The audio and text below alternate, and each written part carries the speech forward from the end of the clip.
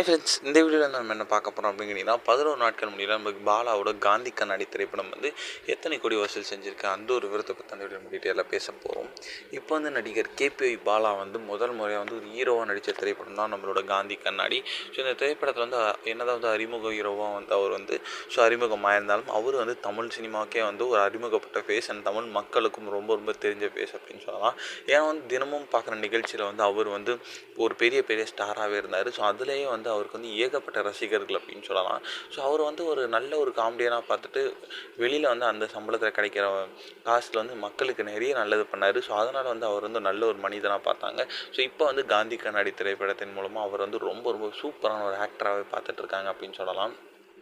So Gandhi கண்ணாடி திரைப்படம் வந்து ரசிகர் மத்தியில் ரொம்ப ரொம்ப சூப்பரான ஒரு நல்ல ஒரு வரவேற்பை பெற்றுட்ருக்குங்க. ஸோ ரசிகர்கள் வந்து எதிர்பார்க்காத அளவுக்கு வந்து அந்த திரைப்படம் வந்து நல்ல ஒரு வசூல் பெற்றுட்ருக்கு. அண்ட் இந்த திரைப்படம் வந்து 11 நாட்கள் முடியல கிட்டத்தட்ட 3.8 கோடி வரைக்கும் வந்து வசூல் செஞ்சுருக்குங்க.